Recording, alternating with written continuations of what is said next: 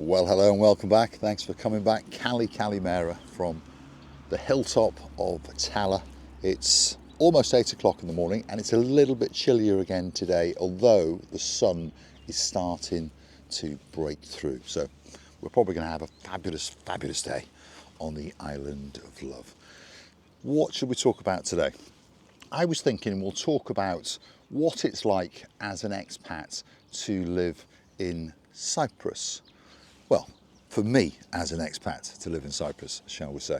Give you my views on what I think it's like. Some of the good, some of the bad, some of the pros, some of the cons, the ups and downs.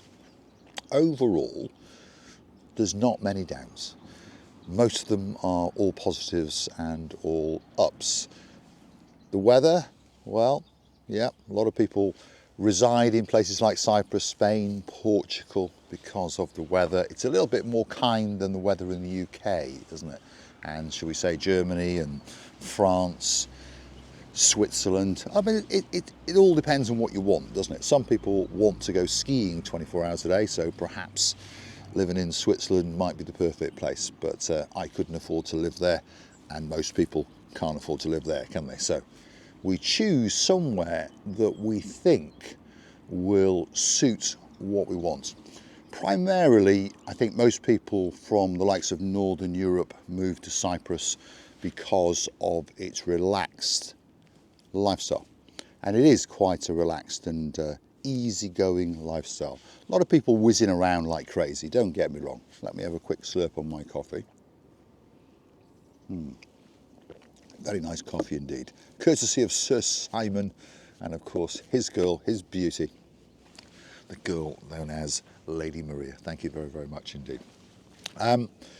So the laid-back lifestyle is probably what most people are attracted to. They come here on holiday and then they wander around, and like I'm saying, yes, you get a coffee shop car stuck up your bottom as they're trying to deliver that coffee.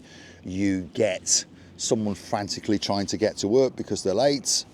Happens everywhere in the world, doesn't it? But in general, it's pretty calm. It's pretty relaxed. Road rage. I mean, you don't really get road rage in Cyprus. I mean, I think road rage in the UK now is quite rife, isn't it? You know, people get out of the cars quite often. It doesn't happen that much in Cyprus. They don't have to do it more than 10 times in a day, should we say. I'm only joking. There we are. But quite relaxed, quite calm. The police are, in my opinion, I have ultimate respect for the police in Cyprus. I mean, I have ultimate respect for the police around the world. They've got a very, very difficult job to do because unfortunately there's a lot of stupid people and a lot of naughty people in the world, isn't it? I'm stupid, sometimes I'm naughty, and sometimes my paths have crossed with the police, obviously. But in general, in Cyprus, they're very calm and very, very relaxed. They tell you what you did. Normally they'd then apologise as they're giving you that ticket for speeding or parking on whatever you parked, those kind of things, or going through that red light, and you get on with your day. And often you might see them in a few days ago, and something I've noticed about it, they always remember you, and then they wave at you and smile at you, those kind of things. Whereas, you know, in other countries, they're not quite so friendly, shall we say. What else about the Cyprus lifestyle? In general, the locals, you know, Cypriots, yeah, are very, very friendly. You've got the odd one who's not so friendly, obviously, but in general, they are a very, very friendly people and very open to other nationalities, and most of them are very, very helpful as well. I mean, obviously, if you catch someone on a bad day and they're late and going somewhere, they're going to shrug you off. But in general, they are very, very helpful, in my opinion, in my experience. And I can spend many an hour sitting with Cypriot friends of mine. And like I said, I've been in 16 years. I've never had any troubles whatsoever with what we'll call the locals, isn't it? What we'll call the locals. And I consider myself to be a local now. I mean, I consider myself to be more Cypriot than a Cypriot. I mean, if there's a set of double yellow lines, I like to park on them. And for those of you who watch the car driving videos, you know, if it's clear and that light's on red, what does that mean? It just means that you should be cautious as you go through that light. Perhaps check left, check right, and then get on with your day. Simple as that. And that's what one or two of my policeman friends have told me as well. Just get on with it, just get going. As long as you don't have an accident and as long as it's not dangerous, just filter left, isn't it? There we go. So, laid back, relaxed, cost of living. I mean, when I first came to Cyprus in 2008, to be honest, you know, I'd researched on the internet like most people do, and it said that Cyprus was very reasonable and very affordable. But when I arrived here in 2008, I had a bit of a shock because, to be honest, it was more expensive, in my opinion, to live in Cyprus than it was in downtown Chester. Although that corrected itself over the next couple of years and prices in Cyprus came down. They were in the middle of a massive boom which was fueled by the property, and unfortunately, like all over the world changed.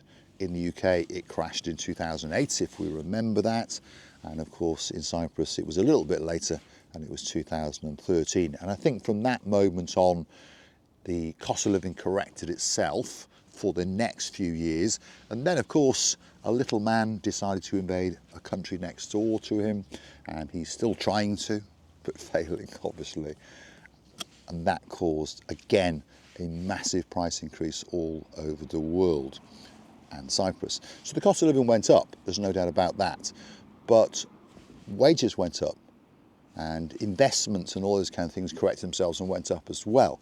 So I believe that it's still much cheaper to live in Cyprus today than it is in the UK. Some things are more expensive in Cyprus, don't get me wrong, but that's a peculiarity all over the world, isn't it, where some things are more expensive than they are in other countries. Cars. New cars are the same price pretty much throughout Europe, and I think UK is a little bit dearer because, well, UK left Europe, didn't it? Not that that made any difference. I think the car manufacturers are just profiteering in the UK and the UK accepts it. Food, I think in Cyprus, in the supermarkets in general, especially as an expat, isn't it? Because we will tend to buy brands that we recognise, brands that we remember. So you're probably going to pay a premium for many of those. It's simple, isn't it? If you live more like a local and buy more local produce and learn to go to where the locals go, then you can save a couple of bob. And up in many of the villages, up in the hills, as you go in, you'll find many local producers of fruit and veg. Now, not only will the fruit and veg be even better than the fruit and veg in the supermarkets, and I'll come to that in a second, but of course you're buying directly from the producer. And in general, you will save a little bit of money. Now, talking about fruit and veg, remember the fruit and veg in the main supermarket, say Papa Antonio down there. Well, it's not Papa Antonio anymore, it's now Skevanides, yes, but we'll still call it Papa Antonio's for a few years, or Alpha Mega Supermarket. The fruit and veg is almost fresh because, of course, Cyprus is very, very small, and because of the weather, we're able to grow tomatoes, cucumbers, lettuces, I'm saying cucumber, I like cucumbers. It goes on and on, onions. So, of course, they're not actually being transported all over the world. They may be coming from Larnaca, 150 kilometres away, or they may be coming from Tala down the road. And a lot of the supermarkets buy from the fields in and around them. So the fruit and veg is very, very fresh, top quality, and the price, we think, is expensive, but not when I talk to people from the UK, from Germany, from Switzerland, from Sweden. So there we are. Cost of living, isn't it? We're always going to complain about it and we're always going to jib on buying things, but somehow we all find enough money to go and buy the coffees,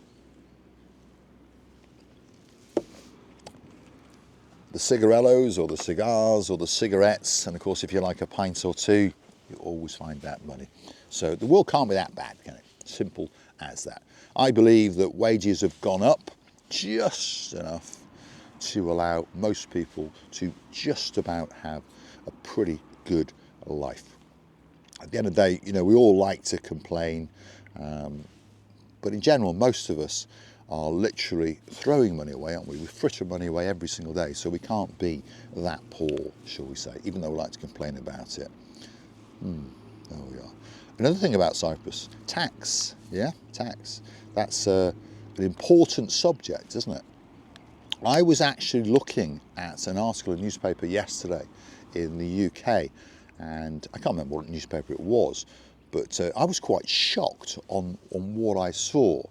And it was showing salaries, and it was showing after tax and national insurance, after the government's had their bit anyway, what you were left with. And it was quite alarming. Not so bad at the lower end, on the £25,000 a year in the UK. I think it worked out, you took home about 20,000. So basically what, you earn £500 a week and take home £400 a week. Okay, we can live with that. But it got absolutely crazy at the 80, 90, 100, 150 and £200,000 mark. Now I know most of us don't earn anywhere near that, but for those that do, if you earned, one of the figures I remember, £200,000 in the UK, you took home £117,000. Wow. What's the point of earning £200,000 if you're only going to take home £117,000? And that's the point I'm coming to. In Cyprus, the tax is pretty low. Most expats that live in Cyprus, through wheeling and dealing and having their money offshore, obviously, will bring in what they require to live. And roughly, without going to the decimal place, around about 21,000 euros is what you can live on. Most people could live on 21,000 euros in Cyprus if they own the property, should we say, and live quite a good lifestyle. You'd only pay around about 10% tax on that money. And I knew a gentleman, unfortunately he's not here anymore, but he lived to a ripe old age, and he was from Switzerland. So he used to bring in those days it was just under 20,000. He used to bring in just under 20,000 and pay his tax.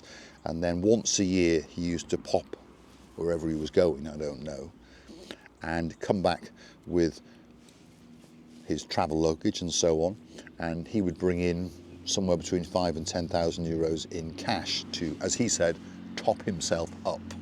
And of course you are still allowed to come through an airport with up to 10,000 euros or pounds, isn't it, in cash at the moment. So I think there's probably quite a lot of expats that do a similar thing, if perhaps towards the end of the year they're getting short of a little bit of spondoolies. So some of the tricks, aren't they, of getting around things. But back to the good things about living in Cyprus. I haven't mentioned a bad thing yet, have I, you see? Traffic jams. A lot of people, I mean, I make fun of traffic jams. Oh, we're in gridlock traffic in Paphos. But if you are I've just come now from Anavargos, so that's Limassol roundabout way, to the top of Tala. And I was stuck in traffic. And it was 7:25, and I worked my way up the Massoy Avenue and then stopped at the Atlas coffee shop and had a chat with Simon and Maria, probably only about 5 minutes or so, and then still got here before 8 o'clock. And we complain about traffic congestion and traffic jams in Cyprus. If I was in downtown Chester, on the outskirts of Chester at that time of morning, there is no way in hell that I would have got to the centre of Chester. And if I was probably a couple of miles out of central London at that time of morning, yeah, exactly. So another positive. We all get used to where we live, and we all get used to complaining about things. And we all like to complain about traffic jams. We all like to complain about when the traffic lights are on stop. They always seem to be on stop, don't they? Yeah, this is life, isn't it? The next day, they're always on green. So there we go. So some of the good things about living in Cyprus, and there's a lot of them, by the way. There really, really is. Minuses, let me think. I'm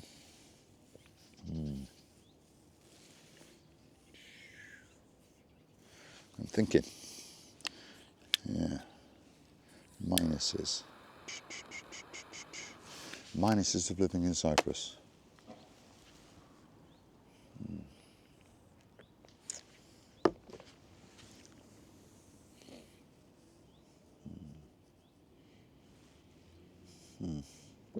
Let's go back to some pluses while I think. Someone asked the other day about public transport. And of course, public transport is a big topic at the moment, isn't it? Big subject all around the world because the governments obviously want us to get out of cars and we want to save the world and stop all the CO2 and all that. So they want us to go on buses, they want us to go on trains and those things, but they don't want us to go on aeroplanes because that's terrible. That's just for them, obviously, to get them round faster. So public transport. In my experience and what people tell me, the bus service is very efficient. When I'm driving around, I always see these buses going up and down and they're always courteous to most people on the roads, unless you do something nasty to them, like not let them out or whatever, isn't it? And they look clean. Everyone says they're clean. Very, very efficient. €2.50 per bus trip. Well, that's pretty cheap. You can get a bus pass for a day for €6.50, so that's pretty cheap. You can go from Paphos to Limassol and back for around about €11 on the intercity bus, and they're brand new, so they must be pretty clean, air conditioned, those kind of things.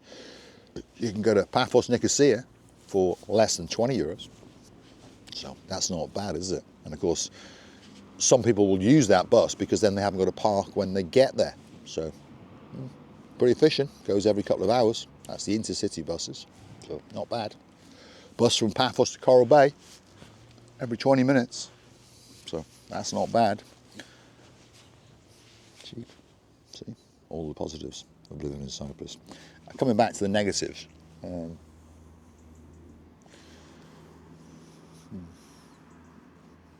Well, all right, here's a negative. Maybe there's too much choice of restaurants to go and buy your lunch or to buy your evening meal. There's too many of them, I would say. So you can spend the rest of your life going around all the restaurants and all the cafeterias deciding which one is the best that makes the chicken souvlaki or the chicken kebab, those kind of things. So I can't think of many negatives of living in Cyprus. All right, it's a little bit hot, end of June, July and August, but that's what air conditioning's for, isn't it? In your house, in your car, go and eat in air-conditioned restaurants, go to the shopping mall where it's air-conditioned. So that solves that problem, isn't it? Simple as that. So I'm going to say thanks for watching. If you like what you see, hit the like, smash that subscribe. Please don't forget to keep on coming back for that little bit more of my complete and utter madness. I'd like to do a massive shout out and a big, big thank you to Baron Frank and Baroness Louise, who called me up last night and we had a great, great chat. And I love it. I really do. I love having friends all over the world. And that's something that's great about the YouTube channel, and that's something else that Cyprus has enabled us to do. I'm going to show you the view, including the bus. And yes, Lady Ali, there's the bus. It's still there. Thank you very, very much for those 2 coffees via the Buy Me a Coffee platform. We thank you from the bottom of our 2 hearts. Hopefully you'll have a fantastic Christmas, and hopefully the pussycats won't be climbing up the Christmas tree too much. Perhaps they'll go up the chimney. Thanks for watching. I look forward to your company again very, very soon indeed.